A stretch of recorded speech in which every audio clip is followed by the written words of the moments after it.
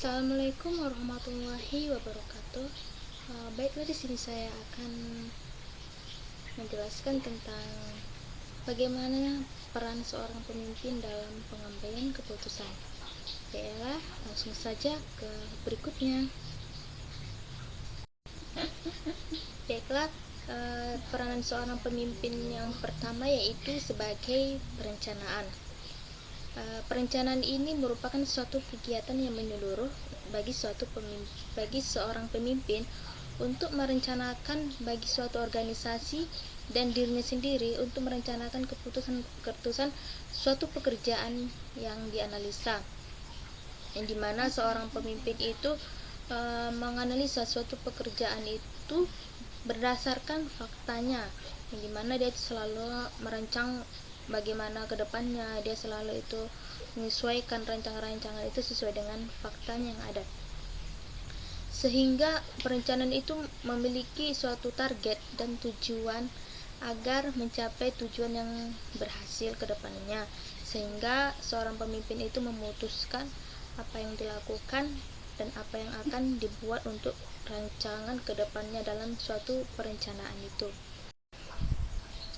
Yang kedua, peranan seorang pemimpin itu yaitu memandang ke depan, yang dimana seorang pemimpin itu melihat bagaimana keadaan ke depannya, keputusan itu yang diambil kepada karyawannya, sehingga seorang pemimpin itu selalu waspada sifatnya dan selalu kehati-hatian agar keputusan itu berjalan dengan baik dan tidak menanggung resiko terhadap karyawannya, sehingga keputusan itu dapat dilakukan dan dapat dipekerjakan sesuai dengan targetnya dan tujuan yang akan dicapai.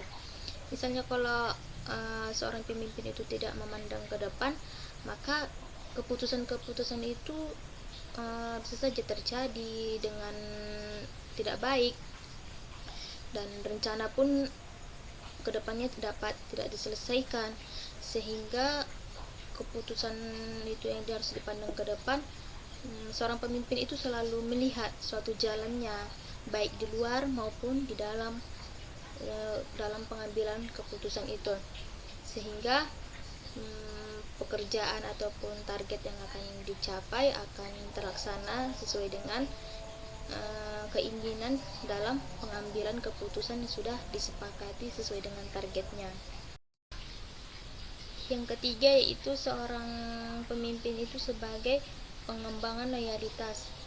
Pengembangan loyalitas ini dimaksud dengan seorang pemimpin itu menunjukkan perbuatan sebagai contoh terhadap karyawannya dalam mengambil keputusan, yaitu melalui kata-katanya, perbuatannya, tingkah lakunya dalam sehari-hari, sehingga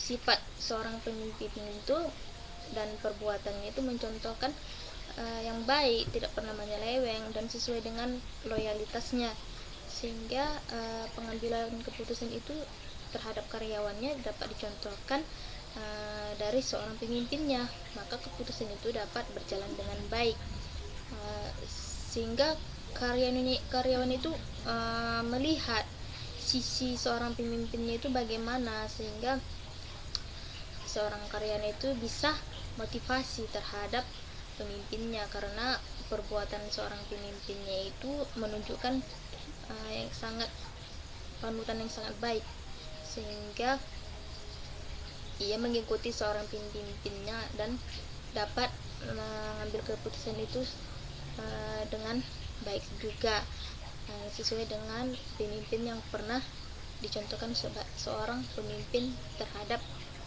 karyawannya itu. Yang keempat, peranan seorang pemimpin yaitu sebagai pengawasan, dimana kalau suatu keputusan itu kalau tidak diawasi, bisa saja keputusan yang sudah diambil tidak berjalan dengan lancar ataupun bisa saja gagal di tengah jalan seperti itu. Maka kalau ada seorang pemimpin yang mengawasinya, maka tujuan dalam pekerjaan itu bisa berhasil, karena kendala-kendalanya itu sudah diawasi. Misalnya kalau dia buruk, seorang pemimpin itu mengawasinya ke jalan yang benar. Kalau dia tidak berjalan dengan lancar, seorang pemimpin itu memajukan supaya pekerjaan itu dapat berjalan dengan lancar, tidak berhenti di tengah jalan, karena suatu keputusan itu sudah disepakati dan harus ditargeti. Maka perlunya kecapaian dalam suatu tujuan dalam keputusan itu perlunya diawasi seorang pemimpin untuk melihat kondisi-kondisi jalannya suatu keputusan itu. Yang kelima yaitu peran seorang pemimpin sebagai pemberi motivasi. Misal, dalam suatu pekerjaan itu pasti memiliki tujuan dan target yang ada, sehingga karyawan perlu adanya dorongan dan motivasi dari seorang pemimpinnya agar keputusan itu dapat berjalan dengan lancar dan mempunyai target ke depannya. Untuk menangani seorang karyawan, misalnya ada yang malas dan tidak disiplin, dan takutnya dengan hal ini seorang pemimpin tidak bisa mencapai tujuan dan targetnya dalam suatu perusahaan misalnya, sehingga pekerjaan itu bisa saja terbengkalai dan tidak terlaksana karena melihat karyawannya berlenga-lenga dan bermalas-malasan dan tidak mempunyai target yang diinginkan seorang pemimpin. Maka keputusan seorang pemimpin itu bisa saja berhenti. Itu yang ditakutkan seorang pemimpin. Maka dari itu seorang pemimpin harus memberikan dorongan, motivasi terhadap karyawannya yang bermalas-malasan, tidak disiplin dan tidak mempunyai tujuan apa yang diinginkan seorang pemimpinnya. Dan dia itu, kalau dengan hal ini perlu juga seorang pemimpin itu memberikan hadiah bagi seorang karyawannya yang melaksanakan tugasnya dengan benar dan baik. Sebagai panutan, perlu dia membuat suatu hadiah, yaitu pencatatan terhadap mana seorang karyawannya yang rajin, mana seorang karyawannya yang bermalas-malasan. Kalau seorang karyawannya rajin dan dia bisa mencapai target keputusan yang diambil seorang pemimpin itu, dia memberikan hadiah dan dorongan terhadap seorang karyawannya itu supaya tujuan dalam pekerjaannya pun tercapai sesuai dengan targetnya yang ada, sehingga pekerjaan itu bisa terlaksana dan sesuai dengan target yang ada tercapai. Begitu saja akibat dari motivasi seorang pemimpin kepada karyawan itu sangat diperlukan agar pekerjaan-pekerjaan yang begitu sulit atau tidak dimanfaatkan seorang karyawan yang tidak baik dengan berlenga-lenga, maka keputusan yang cepat itu harus dimotivasi seorang pemimpin. Selanjutnya yaitu peranan kelompok dalam pengambilan keputusan.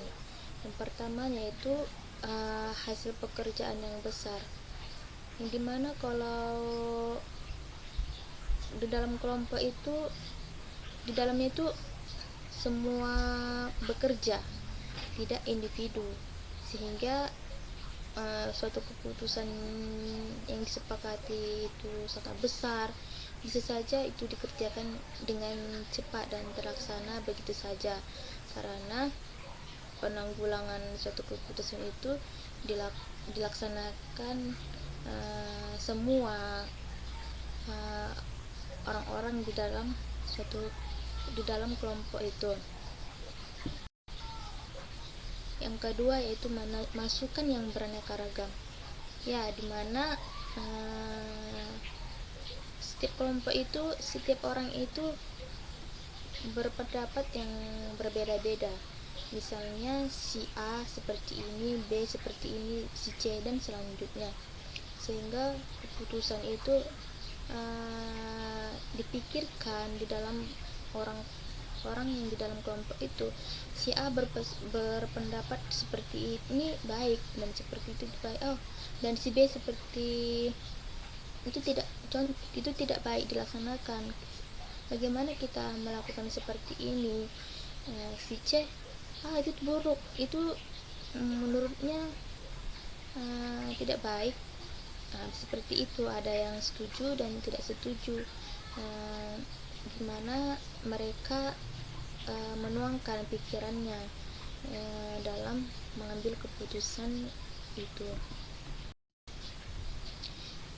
Yang ketiga yaitu pemanfaatan pengetahuan yang berbeda. Di dalam kelompok itu setiap orang di dalamnya pasti memiliki keterampilan, bakat, dan pengetahuannya yang dari latar belakang yang berbeda, sehingga penyatuan yang ada di dalam suatu keputusan itu dapat memunculkan suatu keterampilan yang berbeda, sehingga menuangkan yang sangat besar. Kenapa? Keterampilan yang ada di dalam itu beraneka ragam, pengetahuannya itu dari seorang kelompok itu bermacam-macam, sehingga menjadi sangat baik seperti itu.